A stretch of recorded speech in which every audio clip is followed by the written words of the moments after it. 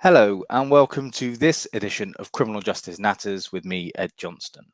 Tonight I'm joined by three very special guests. We are joined by Karl Turner, MP, who is the Shadow Minister for Legal Aid, Dr. Rebecca Helm, who is the Director of the University of Exeter's Evidence-Based Justice Lab, and Jerry Butin, the renowned US Defense Attorney.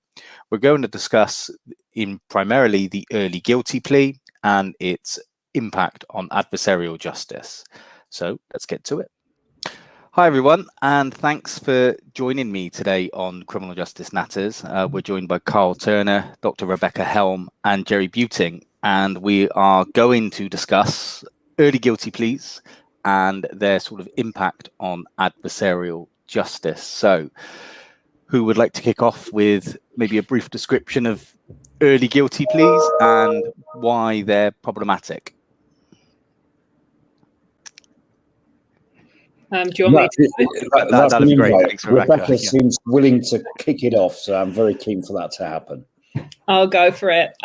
So I've been researching guilty pleas now for about 10 years. And one of the things that's always kind of funny is how people continue to believe that no one would plead guilty unless they had done something. And so this is why I'm really excited to be talking about this today, because actually there's a lot of compelling reasons to plead guilty even when you're innocent. And one of those is the sentence discount that I guess is what we're going to focus on today. So essentially, defendants who plead guilty will typically get a reduced sentence compared to defendants who contest their guilt at trial. And our sentencing guidelines in England and Wales allow this reduction to be a reduction of 1/3. So you'll get a third shorter sentence, or up to a third shorter sentence if you plead, and if that happens at the earliest possible opportunity. And this can have other implications. It can change a custodial sentence into something like community service, for example. So it can provide quite compelling reasons for people to plead. It also just creates this environment where there's often a multitude of reasons why you might plead guilty other than actually being guilty. Thank you.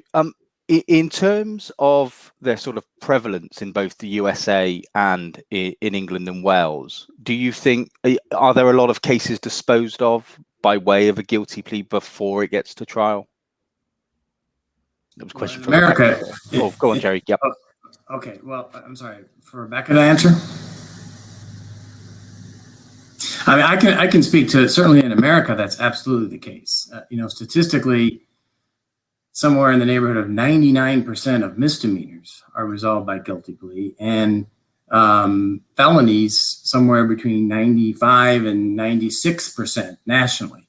Now, America has 50 different states, 50 different, plus the federal government, 50 different criminal justice systems that all have their own peculiarities. But there's no question that while in England and Wales, you've got sort of an actual discount that is statutorily set, that the clients know they're going to get, or the defendants know they're going to get 1/3 off. In America, that I'm aware of, there's no fixed bargain like that. It's more a question of individual cases and systems where people are encouraged to plead guilty at the earliest possible stage, waiving preliminary hearings, sometimes waiving even getting discovery in order to get out of jail quicker or to get a reduced charge more quickly.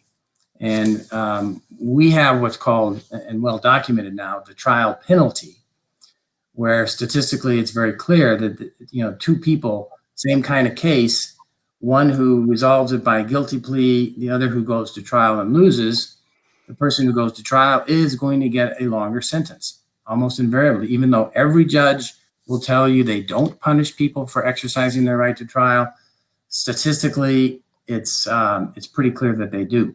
At least many do. So would that effectively be a discount then, or just it's not governed by statute, but there is a discount because if you go to trial, you're going to get a higher penalty?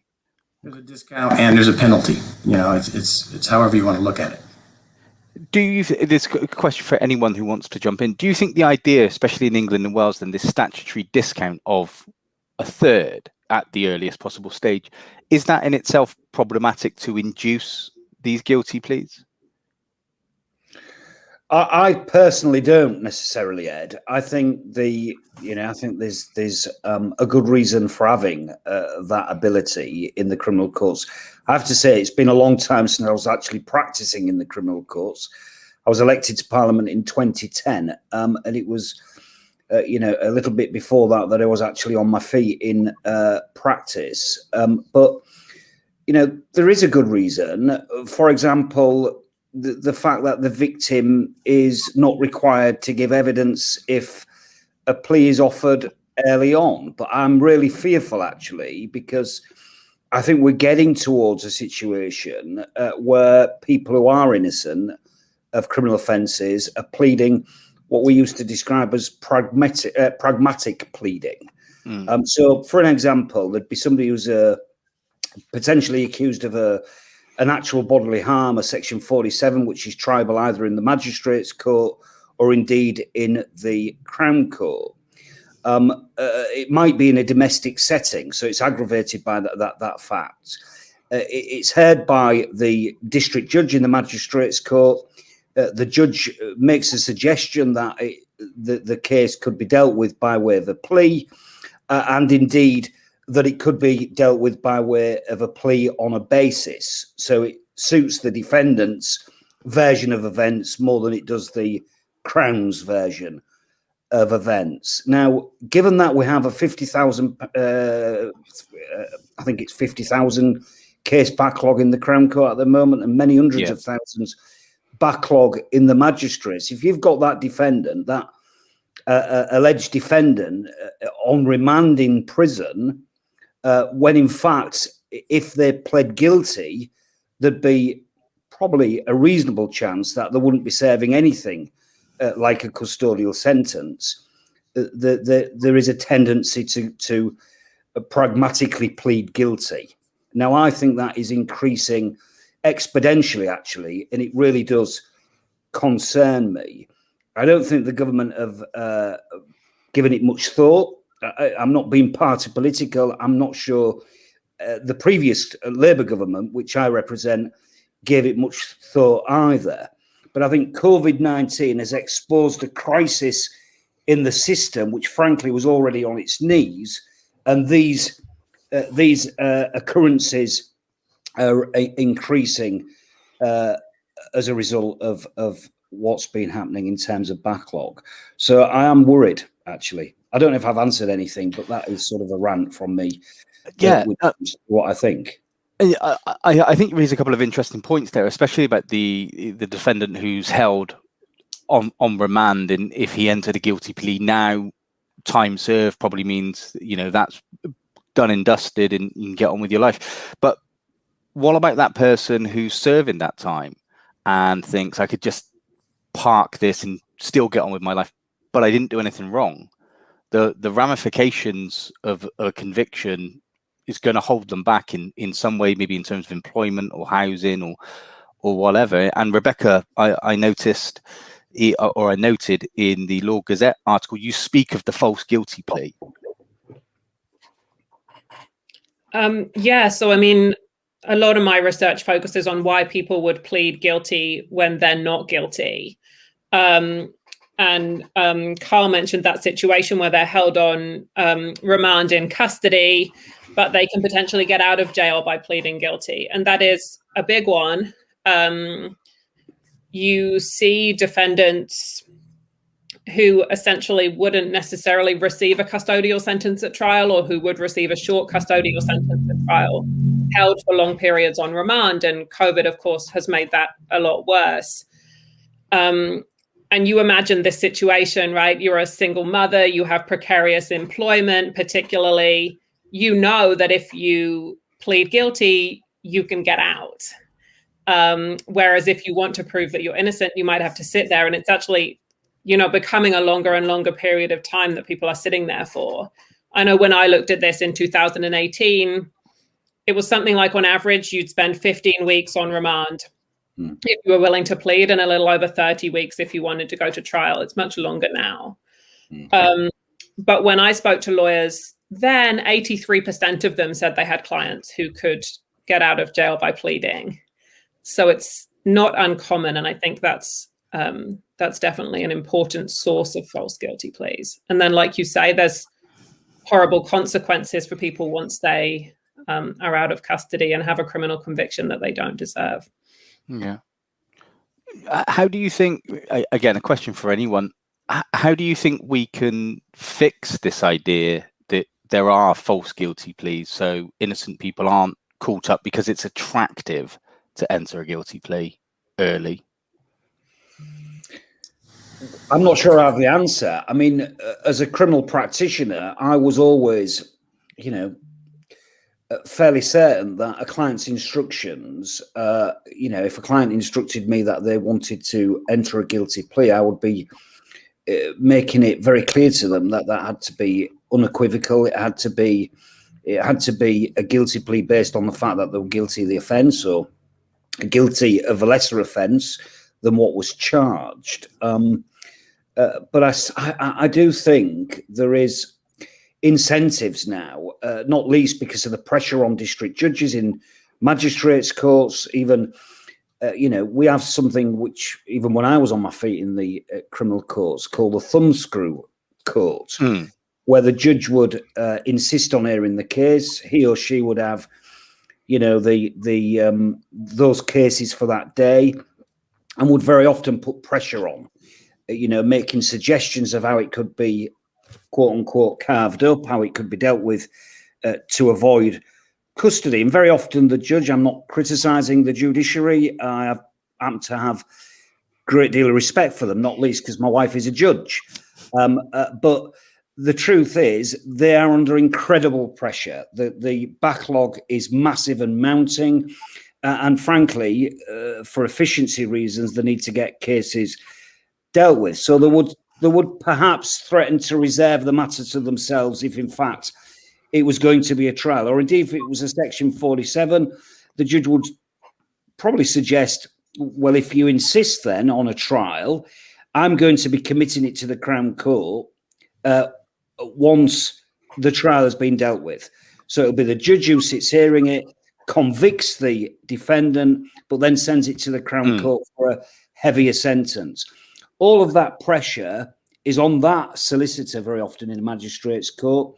Would have to give good advice to their client. And actually, for reasons of pragmatism, very often, I fear, a defendant would say, well, fair enough, I'll have it on a basis that it didn't quite happen as the way it's been alleged. It might be the Section 47 assault scenario where the client wants to ensure that there was no kicking or kicking whilst the alleged victim was on the floor, for example, which would automatically result in a custodial sentence for very good reason, actually. But cases carved up on that basis, I'm afraid there is a tendency, I think, for that to becoming more and more apparent. And actually, the other thing I'd want to mention is, legal aid rates are not great. And, solicitors are under incredible pressure. They've got a massive amount of cases before them. They might be having the case that was referred to in that article. I barely remember my client, Janet Skinner, who pled guilty to an offence which clearly she didn't commit with the benefit of hindsight. But I probably had 5 minutes with her, then went into the magistrate's court and found the prosecutor. It didn't happen to be the Crown prosecutor. It was a private prosecution in that instance with the scandal that is the post office situation.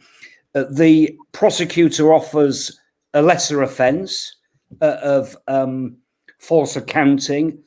I suspect on the instructions that I was given at the time, it probably amounted to that, just about. You're then advising your client that with a very, very good probation report, a pre-sentence report, there's a real chance of avoiding custody, whereas if she's convicted on theft and fraud to the value of something like £60,000, it's almost inevitable that she's going to be going off to custody for potentially a rather long time, given that you've been convicted of nicking £60,000 from the country, from the post office is all owned by the government. So it is aggravated in that sense. So, the pressure is definitely there and getting worse, in my view. As I say, I'm ranting a little bit, so forgive me, but that's completely fine. It highlights how bad it was then, and the pressure under criminal practitioners, for fees that, frankly, I mean, you ring a plumber or a gas fitter to mend your central heating system, and they'll not even turn up for less than a few £100. A criminal solicitor is dealing with a case from the very beginning to the very end in a magistrate scenario for probably a couple of £100. There's huge pressures in that sense, as well as the actual workload. There's a couple of things I'd like to unpick there. Is there a difference? So in Janet Skinner's case, that sounds like there's a tactical decision that if you run the risk of a trial, you're not going to get this particular charge bargain. You're going to be charged with something else, and it could be far more severe. That feels a little different than this efficiency-driven idea, this conveyor belt justice. We've got this backlog. We need to get through it. And I'm reading some of Jerry's slides of this presentation we're going to give on Saturday, and he's one brilliant title: Meet 'em, greet 'em, plead 'em justice, where you just push it through the system. Are there differences there between those two? I think there are, and I think Janet Skinner's case was very different, not least because the alleged victim was also the investigator and the prosecutor in that case. It's the post office scandal was just very different for all sorts of reasons, not least actually because most of these postmasters we've now found were contacting the helpline, which was effectively, as I understand it, Fujitsu. Fujitsu was saying, well, if your sheet's not balancing and you can't close the system down for the day, it's £80 adrift. Put in 4 transactions at £20 a piece, and then it'll balance and you can close the thing down. They're almost the scenario I gave in Parliament when I was speaking to this, although it's not a perfect analogy, sort of explains it a bit. It's almost like being in a burning building on the first floor. You ring 999 and the operator says, well, find something to smash the window and jump out. You do just that. And, a few days later, you're charged with criminal damage. It was just, they were almost, they were almost told to false accounts in order to balance the system. But it was denied, by the way, by the post office up until, I think, relatively recently. So that was very, very different to this sort of, this thumbscrew type court, which has existed for a very long time. I think we have the same problem in America, but I think there's no easy solution to these, to the problem of people falsely pleading guilty to things they didn't do. But I think the first thing that we have to have is an awareness that it happens. And if we're aware that it happens, then we need to try and do what we can to reduce those systems and circumstances that create this. So nobody's saying that plea bargaining is a bad thing. The courts in England and Wales and America would completely grind to a halt if people weren't demanded a trial and had to have a trial in every single case. And nor do most defendants even want to have a trial. But one of the things that I think, and you're right, it has only gotten worse because of the backlog now with the COVID and the courts being shut down. And, we have, just in my city of Milwaukee, we have something like 175 defendants in custody charged with a homicide. If you tried, one a week, you would be years still to try and create that, to weed through that backlog. But one of the things on less serious cases in particular is that when people are in custody, when they're remanded or pretrial detention is a big driver of false guilty pleas, because people do sit because they are poor. No other reason. than that they just don't have the money to be able to get out in America on bail. Now, there are some where you can be remanded without bail, only in the more serious cases, but generally it's a question of money. And some states are undertaking bail reform, trying to get rid of cash bail altogether. And that's a good step, I think, except in obviously the more serious cases where the public would really be in danger.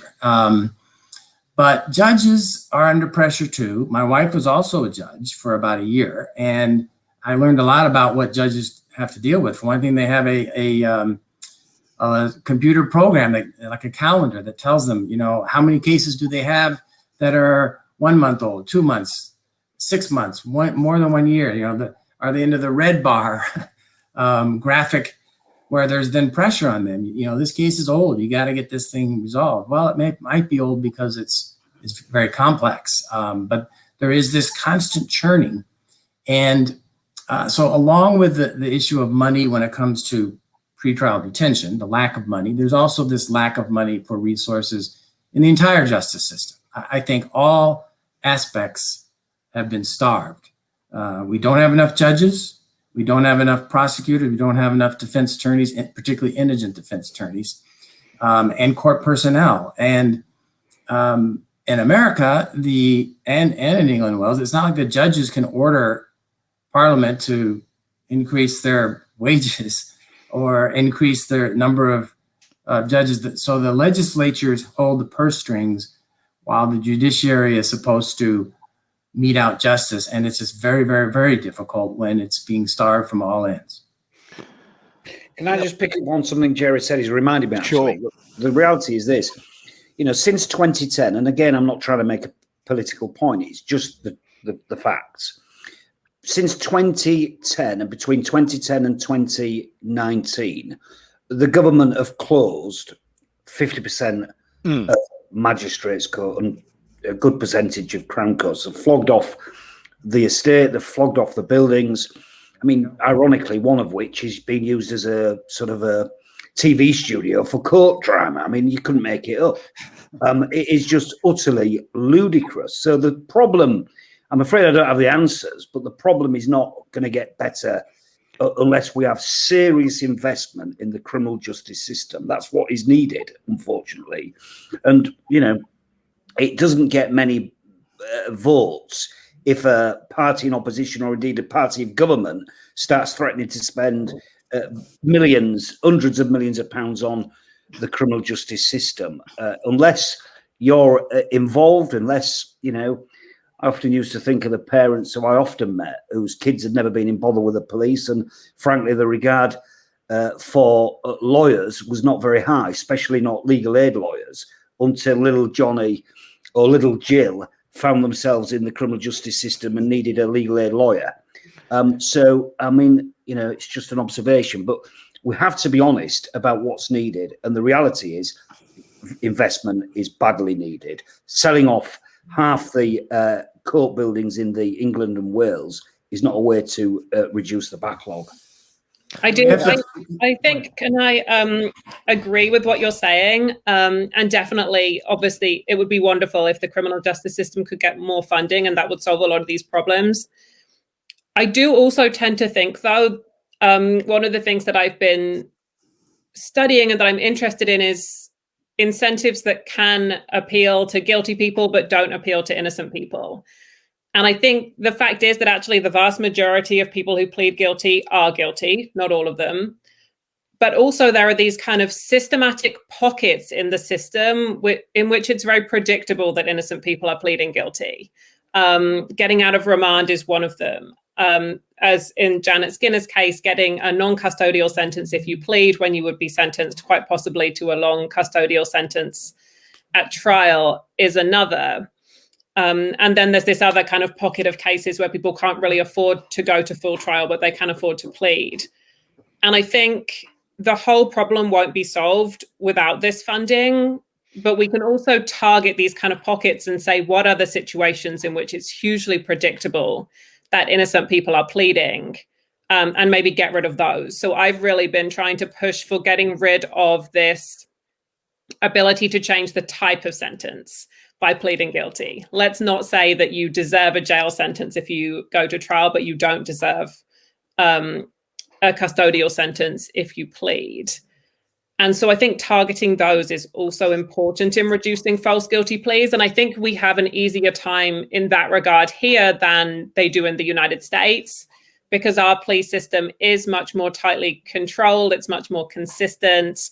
And in general, the reductions are more modest. I think the 1/3 reduction isn't horrible in itself until you look at some of these side effects that it has, particularly this change in sentence type. So I think we have a good opportunity to improve things here, actually. But of course, the whole problem won't be solved until there's more funding. And I suppose as well, I think it's a really great idea, this idea that you can't change the sentence type if you enter a guilty plea. But I guess the problem for the lawmakers is that you want this efficiency. It seems to me, sort of researching in sort of the rise of managerialism, the efficiency is being prioritized over justice. So we need this conveyor belt approach in order for the system to work, to clear the backlog, to get things done quickly. Is there a danger of losing that efficiency, which I don't think is a bad thing, but losing that sort of efficiency sort of carrot by dissuading people from pleading guilty? I don't necessarily think so. We've done some research recently where we look at this type discount, and actually people who are guilty are often willing to plead on the basis of much smaller incentives. You don't need to wave this, such big incentives in front of them to get them to plead. But I also think that's a relatively small proportion of cases which go through the justice system. They're these cases kind of on the cusp of a custodial sentence. And I think you could remove that incentive while still retaining the number of guilty pleas that we need to maintain kind of the efficiency of the justice system. Of course, no one knows until you do it. But our experimental research that we've been doing and our modeling definitely suggests that actually, even without that ability to stay out of custody or to avoid custody, guilty people on the whole are still willing to plead on the basis of this sentence length reduction. Okay, thank you. One of the things I think, if I could just follow up on one thing, one of the difficulties that we have when you talk about efficiency, efficiency is good to a point, but we're talking about human lives and human beings. It's not like how many cars you can efficiently produce in one day or in 1 year out of a factory. There are consequences when we sacrifice justice and fairness that are much, much broader than even in the individual defendants' lives. Respect for the law. We wonder why there seems to be this deteriorating respect for the law in culture in our society. And it's partly because we don't really, as a government, seem to respect the judicial branch as much. It's not as important. And we want to make it more efficient, and we got to, cut 50% of the magistrate courts or whatever it is that's been happening in England and Wales.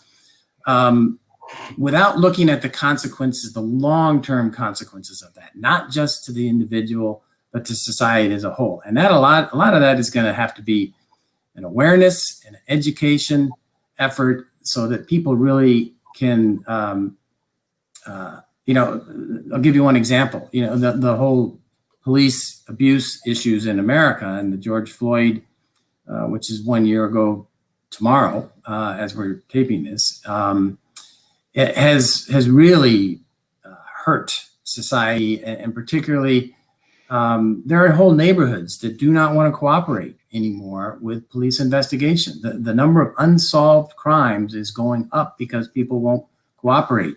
They don't trust their justice system. They don't trust the police. And when they get into the courts, they don't trust the court.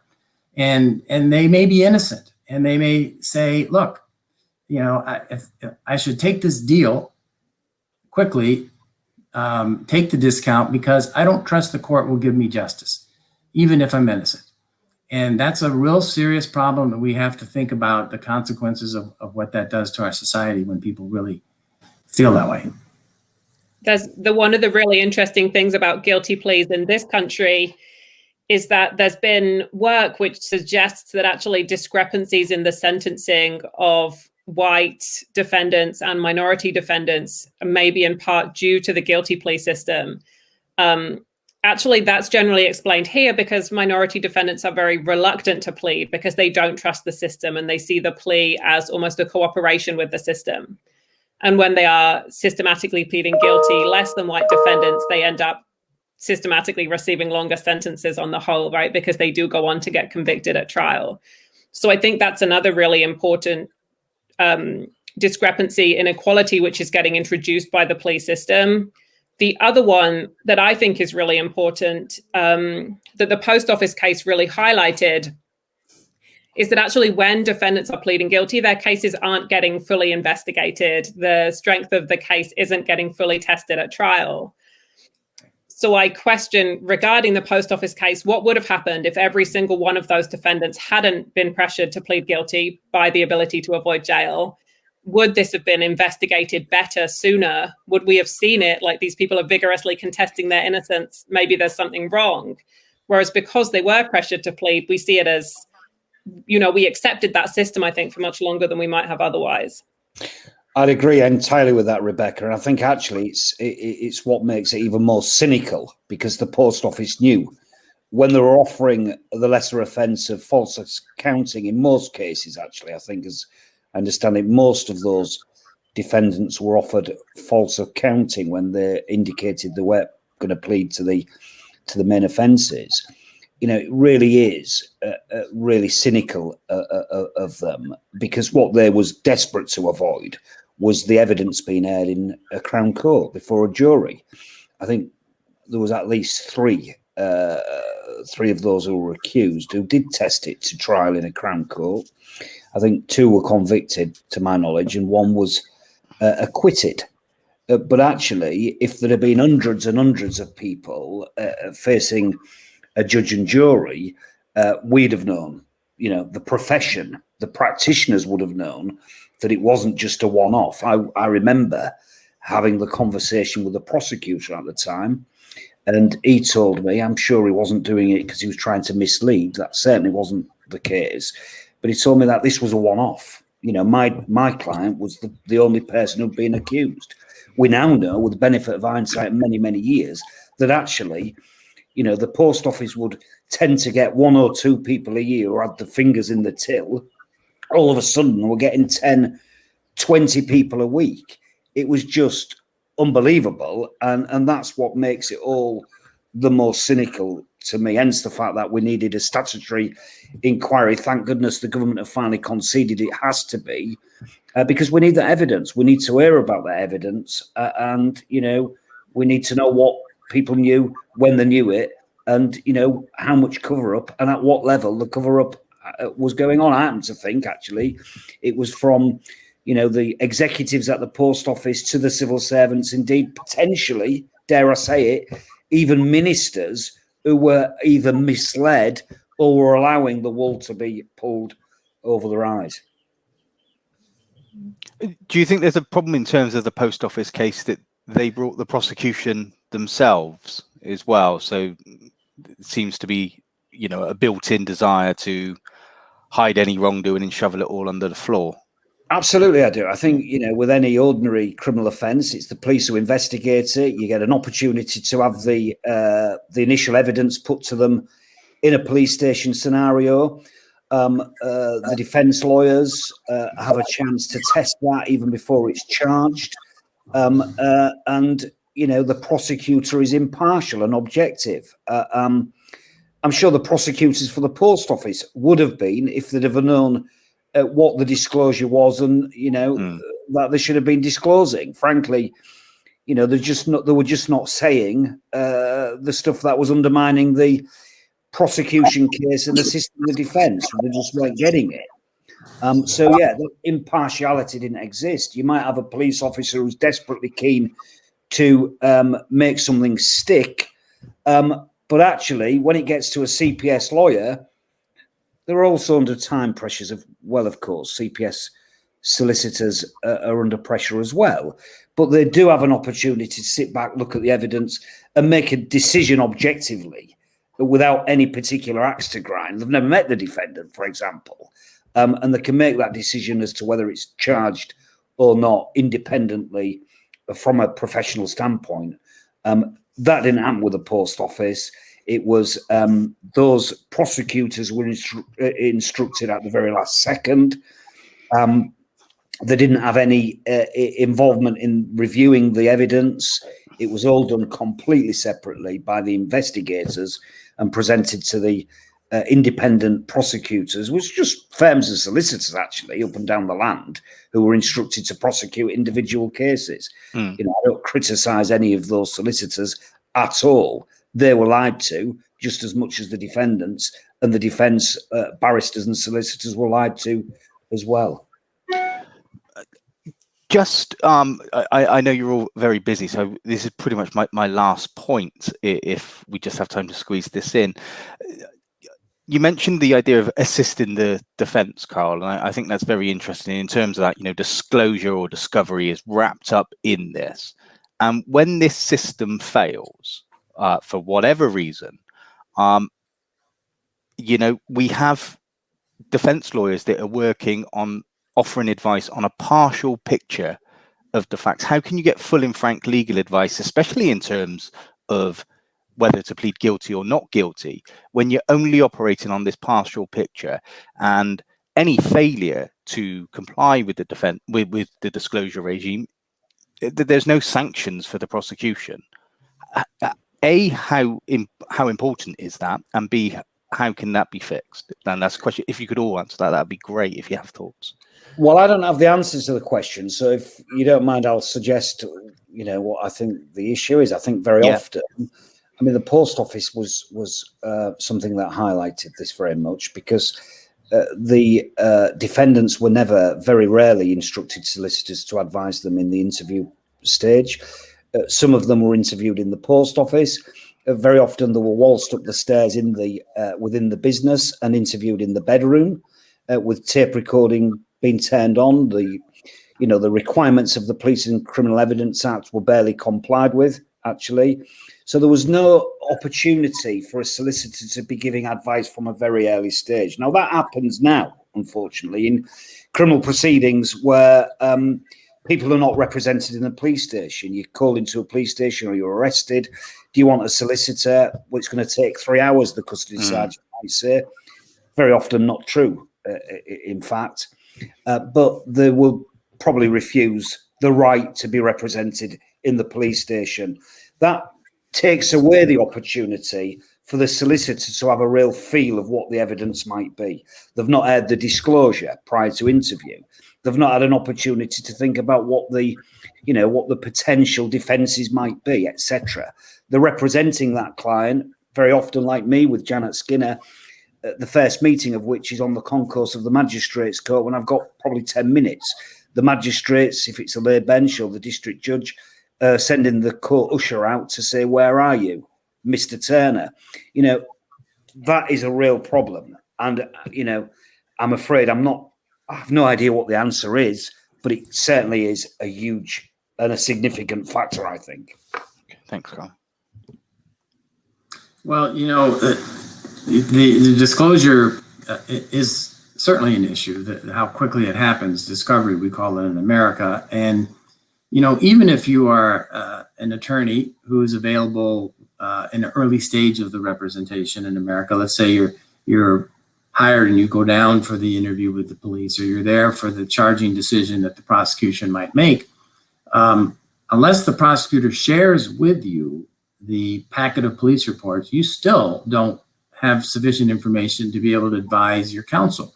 You may have a little bit better if you're at the police station and a solicitor's there and can talk to the officer and get a better idea of what kind of a case they have. But until you actually can see what the reports are, you have no way to test the theory that they're working on. And so to provide as early a discovery of the police reports as possible so that the attorneys can be fully informed and can therefore intelligently provide advice to the defendants about whether to take a plea deal or not is crucial. And systemic problems or procedures that encourage people to enter guilty pleas before their attorneys or solicitors have had that opportunity to do an investigation or to even see the reports, or to have to disclose to the prosecution what your defense is going to be, what you're contesting, without having a chance to really see the reports is fundamentally unfair. And until those managerialistic procedures are reformed, it's going to be hard to deal with this issue, I think. Thanks, Jerry. Yeah, I think I would echo a lot of what's already been said, and I come across it a lot in my interviews, particularly with children, because of course this whole regime applies to under 18s in England and Wales too. And so I've been interviewing children to find out why they plead. And even in the 20 that I've interviewed so far, children are saying, I didn't know whether I did it, or I didn't think that I did it. And I think that there's this conception, and I know that solicitors say that they will sometimes hear this in court, that your client knows whether they did it or not. And sometimes when you actually look at the wording of these statutes, they might not. But you also look at the kind of defenses which might apply to their case. And you do need information about what the case against you is and what defenses might be available to you before you know whether you are guilty. And so I think we probably have to get rid of that idea that your client knows whether they did it. But yeah, I think on disclosure, the Sentencing Council did consider this in their most recent consultation, and they came down with kind of requiring this, what we have now. And there were people in the consultation who pushed for more, and they kind of came back with, well, no, because you're no longer saving the system time and money if you're requiring a huge amount of the case against your client to be presented to them prior to making this plea decision. So I think it's a difficult one, and I'm not sure that it's easily solved, other than to recognize that clients don't know whether they've done it, and we need to give them sufficient information they can understand that in an informed way. Thank you. And thank you to all three of you for joining me tonight. It was an extremely interesting chat, and I appreciate you taking time out of your days and your evenings to join me. So thanks a lot. Thanks very much indeed. My pleasure. I'd like to thank our three guests this evening for giving us such an interesting discussion about the raft of issues concerning disclosure, the early guilty plea, and the post office scandal. As ever, I'd like to thank our supporters whose donations help keep the show going. I'd like to thank Joe Doherty, Donna Jenkins, Lucy Green, Claire Malone, Ian Robbins, Elise Goff, Michael Saw, Pad Ryan, and Wolf Ryan. If you'd like to donate to the show, please follow the Ko-fi link in the comments. And until next time, I will see you later.